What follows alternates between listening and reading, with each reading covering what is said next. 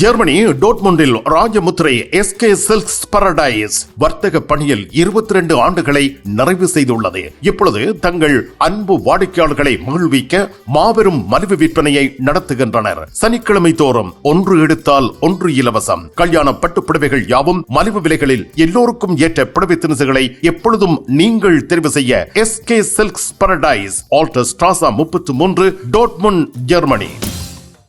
இனியதோர் மாலை பொழுதில் பாரிஸின் ஜெயின் நதியில் மிதக்கும் கப்பலில் உங்கள் விருந்துபசார வைபவங்களை கொண்டாடினால் எப்படி இருக்கும்? உங்களது கற்பனையை நிஜமாக்கித் தருகின்றார் ஈசன். பாரிஸ் நகரின் ரம்மியமான அழகினை ரசித்தவாறே ஈஃபில் டவரை இருமுறை வலம் வரலாம். உங்கள் விருந்து கொண்டாட்ட ஏற்பாடுகள் அனைத்தையும் நிறைவேற்றித் தருகின்றார் ஈசன். சுராஜ் திரத்த இந்தியன்.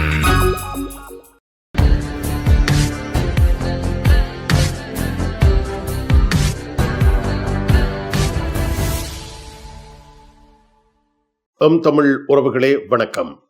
ஜெர்மனி செய்திகள். ஜெர்மனி நாட்டில் இருந்து வேலும் மயிலும் ராமகிருஷ்ணன் அவர்கள். எந்தமிழ் உறவுகளே வணக்கம். ஜெர்மனி நாட்டில் 4000 அரசியல் கொலை முயற்சிகள் நடைபெற்றுள்ளன. ஜெர்மன் நாட்டில் கடந்த ஆண்டு அரசியல் மயப்படுத்தப்பட்ட கொலை முயற்சியில் 4000 சம்பவங்கள் பதிவாகி உள்ளதாக தெரிவிக்கப்பட்டுள்ளது. அதாவது AFD என்று சொல்லப்படுகின்ற கட்சியானது ஜெர்மன் பாராளுமன்றத்தில் கேள்வி நேரத்தின் பொழுது இந்த கேள்வியை எழுப்பியதாகவும் இதற்கு பதிலளித்த பொழுதே இவ்வாறான புள்ளிவிவரம் வெளிவந்துள்ளதாக தெரிவிக்கப்பட்டுள்ளது. அதாவது 2022ஆம் ஆண்டு அளவிலும் இடியளவு தொகை கொலை முயற்சியில் அரசியல் மயப்படுத்தப்பட்ட சம்பவங்கள் நடைபெற்றதாக தெரிவிக்கப்பட்டுள்ளது. இதே வேளையில் சாதாரண சம்பவங்கள் என்று பார்க்கும் பொழுது, அதாவது வெளிநாட்டவர்களுக்கு எதிரான மற்றும் அரசியல் மயப்படுத்த தாக்குதல் சம்பவங்கள் கடந்த ஆண்டு மொத்தமாக 28,945 சம்பவங்கள் பதிவாகியுள்ளதாகவும் 2022ஆம் ஆண்டு 23,493 சம்பவங்கள் பதிவாகியுள்ளதாகவும் தெரிவிக்கப்பட்டுள்ளது. நேற்றைய தினம் கூட எசன் நகரத்தின் ரோட்டன்ஷைட் என்ற பிரதேசத்தில் பசுமை கட்சியுடைய பாராளுமன்ற உறுப்பினர் கேரிங் மற்றும் பசுமை கட்சியுடைய முக்கிய அரசியல் பிரமுகர் அவர்கள் தங்களது பிரச்சார நடவடிக்கைகளை மேற்கொண்டிருந்த பொழுது 3 இனம் தெரியாத நபர்களால் தாக்கப்பட்டுள்ளதாக தெரிவிக்கப்பட்டுள்ளது. இதே வேளையில் போலீசார் இடத்துக்கு வரவழைக்கப்பட்டதாகவும் இந்த தாக்குதல் சம்பவங்களில் ஈடுபட்டவர்களை அடையாளம் காண முடியாத நிலையில் உள்ளதாகவும் தெரிவிக்கப்பட்டுள்ளது. ஜெர்மனி நாட்டில் டிக்டாக் போன்ற சமூக வலைத்தளங்கள் மீதான தடைகள் ஏற்படுவதற்கான வாய்ப்பு உள்ளது.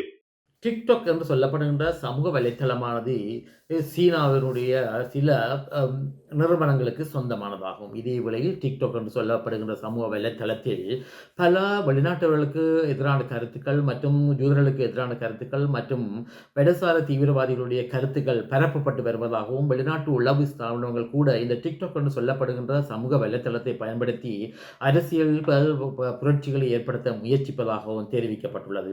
இதன் காரணத்தினால் ஜெர்மன் நாட்டில் இந்த டிக்டாக் என்று சொல்லப்படுகின்ற சமூக வலைத்தளம் மற்றும் வெளிநாட்டவர்களுக்கு சொந்தமான சமூக வலைத்தளங்கள் ஐரோப்பாவுடைய சட்டத்துக்கு ஏதுவான முறையில் நடக்கக்கூடிய வகையில் ஐரோப்பிய பாராளுமன்றத்தில் புதிய சட்டம் ஒன்றை இயற்ற வேண்டும் என்று ஜெர்மனியின் SPD கட்சியுடைய பாராளுமன்ற உறுப்பினர் பிரான்சிஸ்கா பிரன்னர் என்பவர் தெரிவித்திருக்கின்றார். அண்மை காலங்களில் ஜெர்மனியில் ரஷ்யா மற்றும் சீனாவுடைய உளவாளிகளுடைய நடவடிக்கைகள் அதிகரித்துள்ள நிலையில் இவ்வகையான ஒரு சட்டத்தை ஐரோப்பாவில் இயற்ற வேண்டிய கட்டாயம் உள்ளதாகவும் தெரிவிக்கப்பட்டுள்ளது. குறிப்பாக அரசியல்வாதிகள் எதிர்வரும் காலங்களில் தாங்கள் கூடிய கைத்தொலைபேசியில் டிக்டாக் போன்ற சமூக வலைத்தளங்களில் பயன்படுத்தும் பொழுது அவர்களுடைய தனிப்பட்ட கைத்தொலைபேசிகளில் மட்டுமே பயன்படுத்த வேண்டிய சூழ்நிலை உள்ளதாகவும் சுட்டிக்காட்டப்பட்டுள்ளது. காரணம் என்னவென்றால் இவ்வாறு அரசியல்வாதிகள் சாதாரண கைத்தொலைபேசிகளில் தங்களது டிக்டாக் போன்ற சமூக வலைத்தளங்களை பயன்படுத்தினால் சீனாவுடைய உளவு நிறுவனங்கள் இவர்களுடைய தனிப்பட்ட தரவுகளை உறிஞ்சி எடுக்கக்கூடிய சூழ்நிலை உள்ளதாகவும் தெரிவிக்கப்பட்டுள்ளது. ஜெர்மனியில் உங்கள் நண்பன் கோபரா ஞானம் நாகரிக நங்கிற்கும் ஆடவருக்கும் ஏற்ற நவீன ரக புடவைகளை ஜெர்மனியில் நாள்தோறும் அறிமுகம் செய்யும் கோபரா ஞானம் ஸ்தாபனத்தில் தரமான ஆடை திணுசுகளை எப்பொழுதும் மலிவு விலைகளில் பெற்றுக் கொள்ளலாம் என்பதை மறந்து விடாதீர்கள். கோபரா ஞானம், டோட்முண்ட். உலக தமிழர்களை அழகின் உச்சமான சுவிட்சர்லாந்தில் சந்திக்க ஓர் அரிய வாய்ப்பு. தி ரைஸ் அமைப்பின் 13வது உலக தமிழர்கள் மற்றும் திறனாளர்கள் மாநாடு நடைபெறும் நாள் ஜூன் 7ஆம் தேதி முதல் 9 வரை 2024. சுவிட்சர்லாந்து நாட்டில் உலக புகழ் பெற்ற டாவோஸ் காங்கிரஸ் சென்டரில். முன்பதிவிற்கு www.tamilrise.org. தொடர்புக்கு 9150060032. ஜெர்மனியில் பிறப்பு வீதம் குறைவடைந்திருப்பதாக புள்ளி விவரம் தெரிவிக்கின்றது.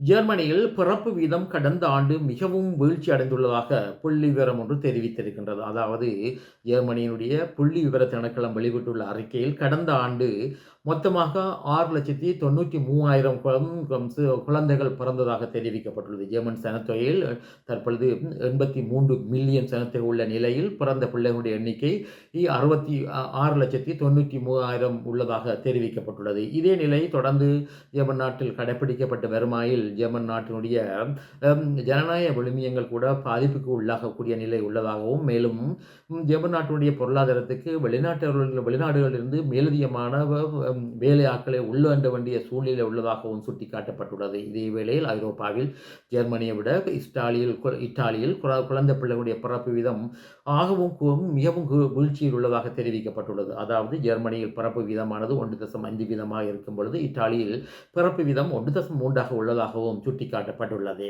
ஜெர்மனி நாட்டின் அரசாங்க வரவு செலவு திட்டத்தில் நிதி துண்டுவிழுவதால் சமூக உதவி பணம் குறைக்கப்படலாம் என எதிர்ப்பு கூறப்படுகின்றது. ஜெர்மனுடைய நிதியமைச்சரானவர் தனது வரவு செலவு திட்ட நிறைவேற்றத்தின் பொழுது ஜெர்மன் அரசாங்கமானது வரவு செலவு திட்டத்தை நிறைவேற்றுவதற்கு கடன் எடுக்க வேண்டிய சூழ்நிலை ஏற்பட்டதாக தெரிவித்திருந்தார். இதே வேளையில் ஜெர்மனியின் வலதுசாரி தீவிரவாத கட்சியான AfD கட்சியானது குறிப்பிடத்தக்க அளவு தொகையை விட மேலதிகமான கடன் எடுப்பதற்கு எதிராக ஜெர்மனியின் உச்சநீதிமன்றத்தில் வழக்கொன்றை தொடர்ந்திருந்தது. இந்த வழக்கில் உச்சநீதிமன்றமானது ஜெர்மன் அரசாங்கமானது குறிப்பிடத்தக்க தொகையை விட மேலதிகமான கடனை பெற முடியாது என்று சட்டத்தை ஒரு தீர்ப்பை வழங்கியிருந்தது. இந்த தீர்ப்பின் காரணமாக ஜெர்மன் நிதியமைச்சரானவர் பல செலவினங்களை குறைக்க வேண்டிய சூழ்நிலையில் இருக்கின்றார். இதன் காரணத்தினால் தற்பொழுது ஒரு கருத்து கணிப்பொன்றின்படி பிரகாரம் இவ்வாறு ஜெர்மன் நிதியமைச்சரானவர் தனது செலவினங்களை குறைப்பதற்கு 54% மக்கள் ஆதரவை வழங்குகின்றார்கள் என்றும் 40% மக்கள் இவர் இந்த செலவினங்களை குறைப்பதற்குரிய முடிவை எதிர்த்துள்ளதாகவும் தெரிவிக்கப்பட்டுள்ளது. இதே வேளையில் சமூக உதவி பணம் பெறுகின்ற விடயத்தில் ஜெர்மன் மக்களில் 56% சமூக உதவி பணத்தை குறைக்க வேண்டும் என்று தமது கருத்து கணிப்பில் தெரிவித்ததாக செய்திகளில் குறிப்பிடப்பட்டுள்ளது. இதே வேளையில் மீதி பேர் இதற்கு எதிரான கருத்தை கொண்டுள்ளதாக தெரிவிக்கப்பட்டுள்ளது. சாதாரணமாக சமூக உதவி பணத்தை பெறுகின்ற ஒரு நபரானவர் 1280 வரை பெற்றுக் கொள்ளுகின்ற காரணத்தினால் அரசாங்கமானது இந்த செலவுகளை குறைக்க வேண்டும் என்றும், இதே வேளையில் அகதிகள் விடயத்தில் அவர்களுக்கு வழங்குகின்ற கொடுப்பனவுகளையும் அவர்களுக்கு செய்கின்ற நிதி உதவிகளையும் குறைக்க வேண்டும் என்றும் பெரும்பாலான ஜெர்மனிகள் தமது கருத்து கணிப்பில் தெரிவித்ததாக தெரிவிக்கப்பட்டுள்ளது. இனி உலகச் செய்திகள். உலகளாவிய ரீதியில் எல்லைகளற்ற ஊடகவியலாளர் அமைப்பானது கருத்து சுதந்திரம் மற்றும் பேச்சு சுதந்திரம் உள்ள நாடுகளுடைய பட்டியலில், அதாவது 180 நாடுகளுடைய பட்டியலில் அவர்களுடைய தரத்தை வழங்குவது வழமையான விடயமாகும். கடந்த ஆண்டு நடவடிக்கைகளை ஆராய்ந்து இந்த எல்லைகளற்ற ஊடகவியலாளர் அமைப்பானது ஒரு தரம் ஒன்றை தெரிவித்திருக்கின்றது. அதாவது 180 நாடுகளில் இலங்கையானது 3521 புள்ளிகளை பெற்று 150வது இடத்தை பெற்றுள்ளதாக தெரிவிக்கப்பட்டுள்ளது. அதாவது 2009ஆம் ஆண்டு இலங்கை போர் முடிவெடுத்த பிற்பாடும் கூட இலங்கையில் கருத்து சுதந்திரம் மற்றும் பேச்சு சுதந்திரமானது சுதந்திரமான முறையில் செயற்பட அரசாங்கமானது அனுமதிக்கவில்லை என்ற கருத்தையும் இந்த எல்லைகளற்ற ஊடகவியலாளர் அமைப்பானது தெரிவித்திருக்கின்றது. அதாவது 2009ஆம் ஆண்டு வரையும் இலங்கையில் கட்டுப்பாடற்ற கைதுகள் மற்றும் கடத்தல் சம்பவங்கள் நடைபெற்றதாகவும், இந்த சம்பவங்களிலிருந்து இலங்கை அரசாங்கமானது இன்னமும் முற்றாக மீட்சி பெறவில்லை என்றும் இந்த அமைப்பானது சுட்டிக்காட்டியிருக்கின்றது.